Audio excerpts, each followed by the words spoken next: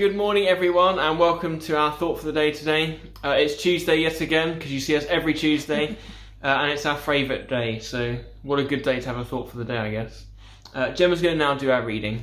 So today's reading is Exodus 32 verses 15 to 25 and it goes a little bit like this.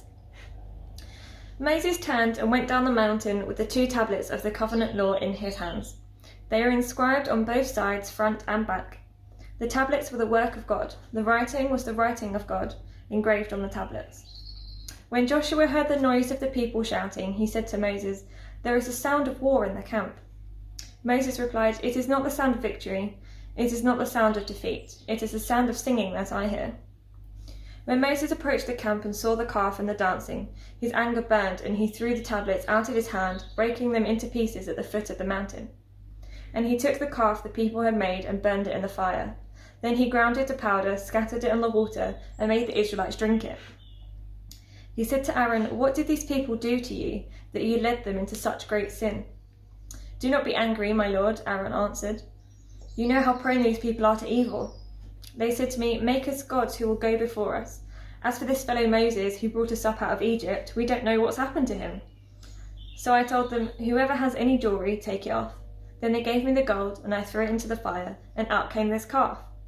Moses saw that the people were running wild and that Aaron had let them get out of control and so became a laughingstock to their enemies. Thank you. That's okay. So there is a lot going on in this passage from Exodus and there's a lot going on before and after what I've just read. But the focus, I suppose, in this part is about idols. And so in the passage, their idol is a huge golden calf. So Moses has gone up the mountain, is spending time with God, comes down with the 10 Commandments on the tablets. And the people at the foot of the mountain, they're a bit like, Moses has been gone for an awfully long time. We don't know what's happened to him, so maybe we should... We need a new leader. Let's send something in front of Moses. But so the idol in this passage is a golden calf, and when you think of an idol, it probably would be something like that, like a big statue or something that people bow down to.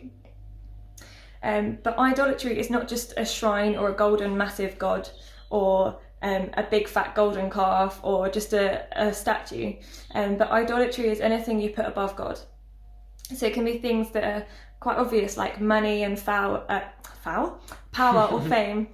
But also things that are more subtle, like football, control and security. Oh, an email. In each of these cases, they can replace God as our priority and as our focus.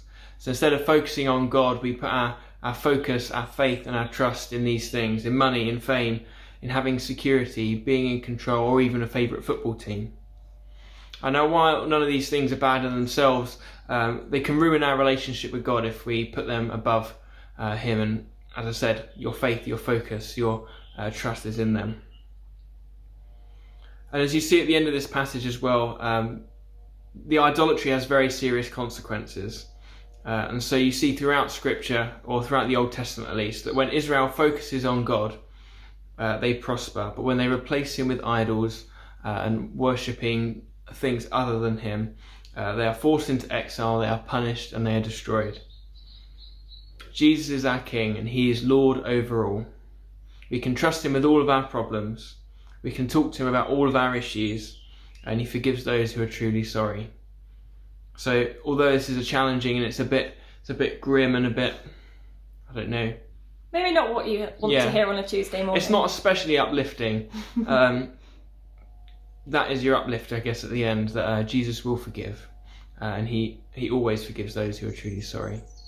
But then there are a set of 3 challenges that we sort of thought of as well. So our first challenge is sort of a reflection. What idols do you serve? What idols perhaps that you didn't realise you served?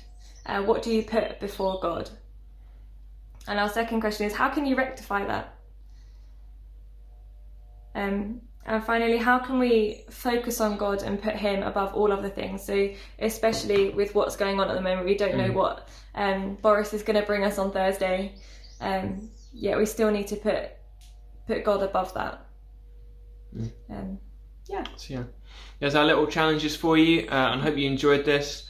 Hopefully it wasn't too soul destroying and uplifting at the end. But it is a very challenging passage to read. It's worth reading, but it's pretty heavy. So I hope you enjoyed that anyway. And have a great rest of your day. And we'll see you on Sunday or next week. Have a great day. Bye.